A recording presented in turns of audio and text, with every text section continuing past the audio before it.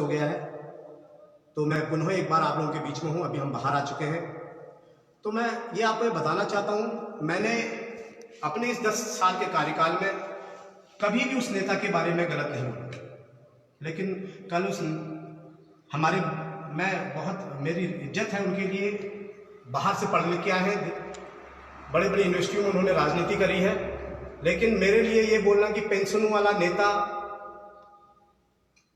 जिसको तुम सपोर्ट करते हो वो मुझको हरा देता है, क्या राजनीति किसी की बकौती तो नहीं है। मेरे भी महत्वाकांक्षा है, मैं भी चुनाव लड़ना चाहता हूं एक सेवा के भाव के साथ। मेरी लाइन लेंथ अलग है, मैं चाहता हूं मैं राजनीति में रहूं, लोगों की सेवा करूं, लोगों की पेंशनें लगाता हूं, कन्या धनों के फॉर्म भरता हूं, किसानों के कैंप लगाए, चाहे द्वारहाट विधानसभा में, चकुटिया में हो, चाहे कफड़ा में हो, जहां जहां लोगों को जरूरत थी मेरी, मैं वहां पर गया। और मेरे इस काम के तरीके का उपहास उड़ाना मैं नेताजी को समझता हूं, जिस हिसाब से उनका कद है वो उन्होंने अच्छा नहीं किया। दूसरी बात उन्होंने बोला ये नेता विपिन त्रिपाठी बनना चाहता है। मैं बिल्कुल बनना चाहता हूं विपिन त्रिपाठी। वो 7 बार में जीते, मैं 8वीं बार में जीतूंगा, मुझे कोई गम नहीं है। मैं जनता के बीच में रहूंगा। ठीक है, मैं वित्तीय स्थिति बहुत अच्छी नहीं है, मैं अभी बहुत कुछ नहीं कर पा रहा हूं, लेकिन ये कहना कि ये क्या नेता बनेगा विपिन, बहुत बुरी तरीके से कल मेरा मजाक उड़ा गया विपिन त्रिपाठी जी के नाम पे। मुझे गर्व है, मैं अपना आदर्श विपिन त्रिपाठी जी को मानता हूं। और शायद नेताजी के आदर्श तो अंडी तिवारी जी हैं, जो बुढ़ापे में तक अपना डीएनए टेस्ट ही करवाते रहे। वो उनके आदर्श है, मैं उसे नकारूंगा नहीं, लेकिन इस तरीके से मेरा उपहास उड़ाना एक सार्वजनिक मंच पे मुझे बहुत दुख पहुंचा। साथ ही साथ मैं आप लोगों से बताना चाहता हूं, तीसरी बात उन्होंने ये बोली कि महेश नेगी ने भूपाल भंडारी को पैसे दिए, तब उसने चुनाव लड़ा, उसने मुझे हराया।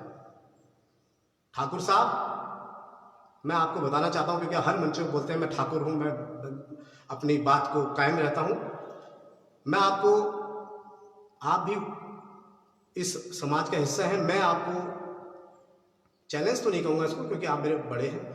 मैं आपको बताना चाहता हूं, अगर आपके अंदर इतने गट्स हैं, अगर आप ये कह रहे हैं सार्वजनिक मंच से उसने महेश नेगी से पैसे लिए थे, मेरा भी परिवार है, आपका भी परिवार है, आपके बच्चे हैं, मेरे भी बच्चे हैं।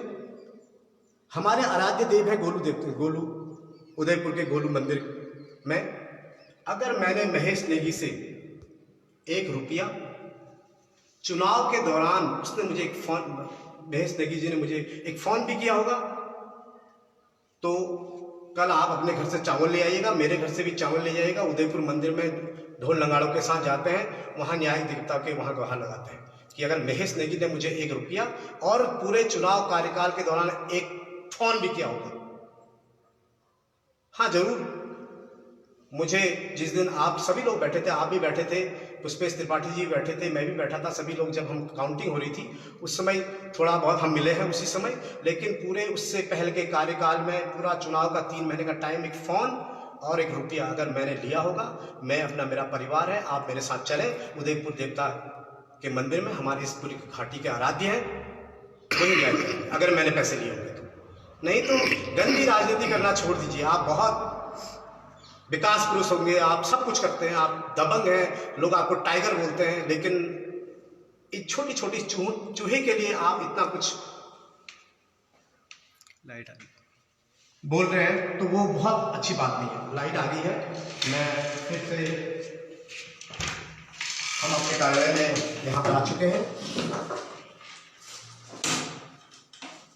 दाजू देखो, आप और मैं, जब भी आप मेरे कोई सार्वजनिक कार्यक्रमों में आए होंगे, मैंने आपकी पूरी इज्जत रखी होगी। मैंने वहां पर ये नहीं देखा कि ये मेरे विपक्ष के हैं। मैं कभी भी विश्वास रखता हूं कि संबंध बनाने में। ये महेश नेगी जी से पैसे लेने वाली जो आपने इसका सार्वजनिक रूप से बात कही, मैंने उदयपुर देवता का आह्वान इसीलिए किया है कि जब चीज मैंने की नहीं है और उसके बाद आप यह कह रहे हैं, तो मुझे सफाई देने के लिए और क्या है, मैं अपने भगवान का ही सहारा ले सकता हूं। अगर मैंने किया होगा, आपके पास प्रमाण होंगे तो हम चावल लेके उदयपुर के मंदिर में जाते हैं। अगर मैंने महेश नेगी से 1 रुपया भी वहां से इस चुनाव प्रचार के लिए उन्होंने मुझे फोन या हमारी ऐसी कोई योजना बनी होगी तो बहुत गंदी बात है। आप मेरे सामने हैं, मैं नहीं बोलना चाह रहा था, लेकिन मैं आज मेरा मन दुखी भी है कि मैं भी उसी राजनीति में आ गया। मैं जिस सेवा भाव के लिए इस भगवानी पोखर में इस दौरान विधानसभा में आया था, मुझे भी लास्ट में लाइव आना पड़ा लोगों के जवाब देने के लिए। बहुत दुख हुआ। उम्मीद तो मैं कभी नहीं करता था कि मैं राजनीति कुछ अलग सेवा भाव से करूं। मैं चाहता था कि मैं एक सेवा के तरीके से आगे बढ़ूं। पेंशन का नेता मुझे क्यों कह रहे हैं, आप ये समझ में नहीं आ रहा। आपके पास भी संसाधन है, आप भी करिए, कौन मना करता है। आप जो काम करते हैं वो मैं भी करता हूं। मैं आपको उदाहरण देता हूं, यहीं पर हमारे आज एक मैं कोई जबरदस्ती के मुद्दे नहीं खोजता। एक हमारे यहाँ हीरा सेरा से हीरा राम जी हैं, मोती राम जी के पुत्र हैं, उन्होंने 1.5 साल पहले ये एक फॉर्म जमा किया, किसको पता नहीं, जिसको भी किया, और आज 3 दिन पहले उनका ये फॉर्म वापस आ गया। फॉर्म में ना कोई मुहर नहीं लगी थी, केवल ये पन्ने 4 एक फोटो थी ऊपर से। कल उनकी वाइफ और वो यहाँ पर आए, मैंने उनको पूरा फॉर्म भरा, सब कुछ बनाया, एफिडेविट बना के ग्राम प्रधान जी ने मोहर लगाई, सेक्रेटरी साहब ने मोहर लगाई, सब कुछ आ गया। मैं उसको लेके जाऊंगा। ये लोगों की पीड़ा है साहब। मैं छोटे छोटे काम करना चाहता हूं। मैं बड़े आप जैसे लोगों के साथ दुश्मनी लेके मुझे कुछ फायदा नहीं होने वाला है। मैं राजनीति, मुझे पता है मेरी लड़ाई बहुत दूर है। मैं कल अगले 2022 में ही मैं इतना बड़ा कोई लक्ष्य नहीं है कि मैं बस धीरे धीरे बढ़ना चाहता हूं, लोगों के बीच में रहना चाहता हूं और समाज सेवा करते हुए विधायक बनना चाहता हूं। दूसरा, राजू आपने मुझे एक बार पहले भी हमारे एक प्रधान की मीटिंग आई थी, वहां भी आपने बोला ये चूड़ी वाला तुम्हारा चुड़िया कहां है। मेरे बच्चे अपनी मेहनत से, मैं कोई तस्कर नहीं हूं ना, मैं चूड़ी तो बेचता हूं, मेरे बच्चे चूड़ी तो बेचते हैं। अगर वो चूड़ी बेचना कोई पाप है तो आप, मेरी नजर में तो कोई पाप नहीं है, कोई छोटा काम नहीं है। मेरे बच्चे जिससे पल रहे हैं, मेरे 2 बच्चे जिससे पल रहे हैं, और मेरी वाइफ दिन भर मैंने इस निठल्ले आदमी के लिए, मैं अपने परिवार के लिए निठल्ला हूं। क्यों निठल्ला? क्योंकि मैं दिन भर से इस 12 घंटे में अपने परिवार के लिए 1 या 2 काम में नहीं करता हूँ, क्योंकि मैं दिन भर अपने वोटों के लिए लगा रहता हूँ। चाहे वो मैं समाज सेवा के रूप में बोलूँ, चाहे किसी के पेंशन फॉर्म भरना हो, किसी कन्यादान का इंतजाम करना हो, किसी पीएम किसान का इंतजाम करना हो। मैं दिन भर, आप मेरे अड़ोसी पड़ोसी से पूछो, मेरा पूरे बिजली के बिलों में और इन दफ्तरों में मेरा जीवन गुजरता है, पूरा दिन गुजरता है। मैं कभी भी अपने घर के लिए बहुत कुछ नहीं करता हूँ। मेरी धर्मपत्नी मेहनत कर रही है, चाहे वो कॉस्मेटिक, चूड़ी, किसी की दुकान कर रही है, वो मेरे लिए बुरा नहीं, मेरा साथ दे रही है। तो ये चूड़ी वाला चुड़ियाओं कहना, ये राजनीति बहुत अच्छा शोभा नहीं देता है। आप बड़े अच्छे वो हैं, और इन छोटी छोटी चीजों में इन्वॉल्व होकर आप अपना कद घटा रहे हैं। आपका कद बहुत बड़ा है, इस चूहे के सामने, शेर के सामने चूहा कुछ भी नहीं है। मैं उम्मीद करता हूं कि मैं यहां लाइव आया हूं, मैं आपको बताता हूं मैं कितना पॉजिटिव वे में सोचता हूं।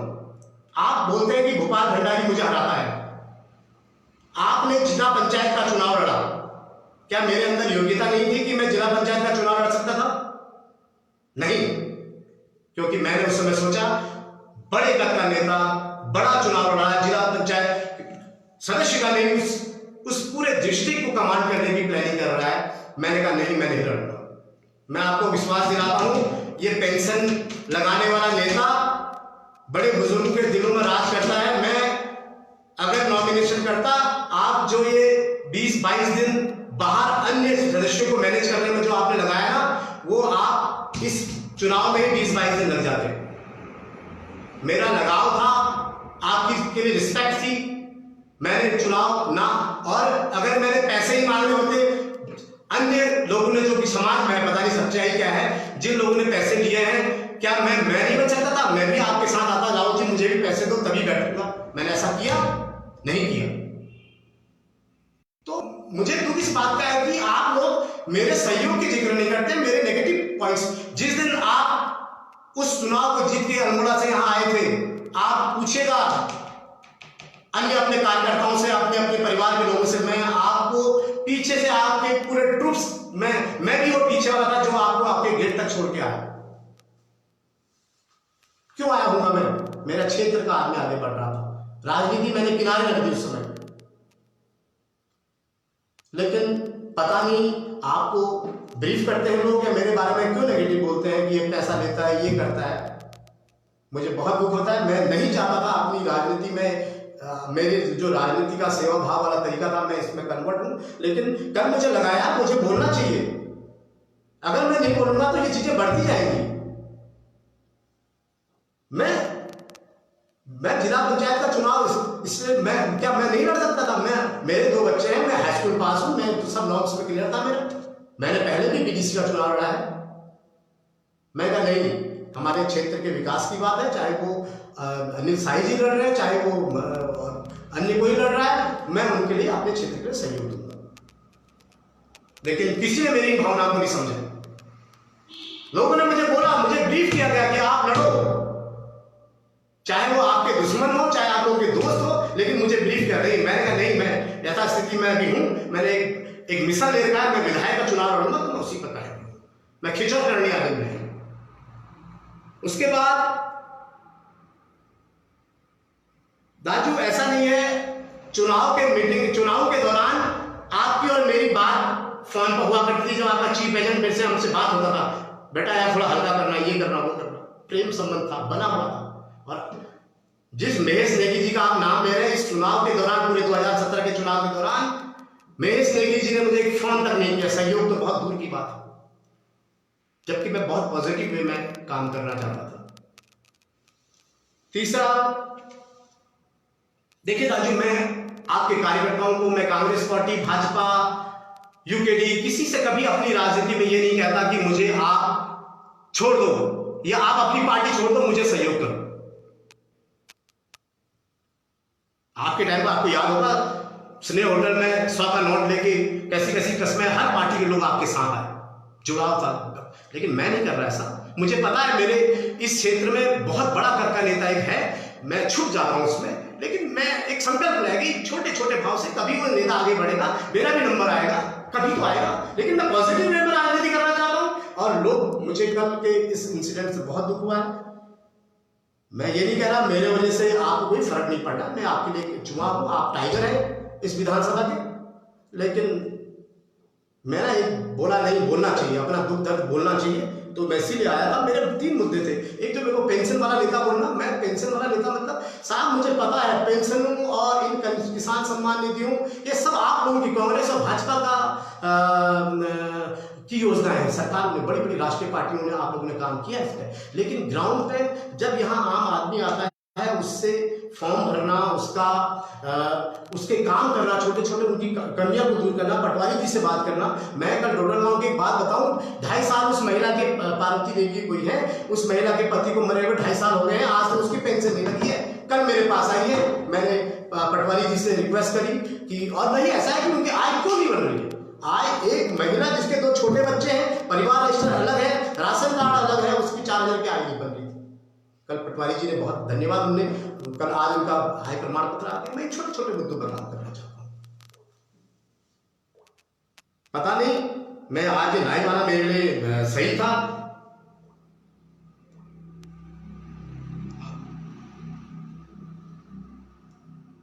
जो भी है, बाकी मेरी बातों का बुरा लगा हो तो मैं बहुत क्षमा याचक हूं। मैं किसी से भिड़ने लड़ने नहीं आया हूं, मैं अपनी अलग राजनीति करना चाहता हूं। और मेरे पास बहुत उम्र है। आप 52, 53, 55 साल में आपने भी संघर्ष किया है। 55 साल में आप विधायक बने, 52 साल में विधायक बने, मेरे को तो अभी 42-43 साल हुए हैं। मेरे पास समय है, मैं लोगों को समय दूंगा, मैं किसी को कसमें वादे नहीं खिलाऊंगा। मैं बोलता हूं लोगों को, आप अपनी अपनी पार्टियों बने रहें, लेकिन जब मेरा सहयोग करने की बात आती है, थोड़ा सा सहयोग कर दें। मैं माफी चाहूंगा, मैं आज थोड़ा सा सख्त हूं, नहीं चाहता था। आज पहली बार, दूसरी बार लाइव आ रहा हूं। मुझे ये भी पता नहीं कि मेरी आवाज आप लोगों के पास पहुंच रही नहीं पहुंच रही। अगर नहीं पहुंचेगी तो थोड़ी देर बाद मैं एक वीडियो बना के आप लोगों को भेजूंगा। टेक्निकल चीजें हैं, कम पढ़ा लिखा मतलब हाई स्कूल पास करके फौज में चला गया। बाकी मैं बहुत ज्यादा इसको लंबा नहीं खींचना चाहता हूँ। माफ़ी चाहता हूँ अगर आपको बुरा लगा हो राजू, लेकिन मेरे दिल ने ये कहा कि आपसे बात करूँ, तो ये एक माध्यम था। धन्यवाद।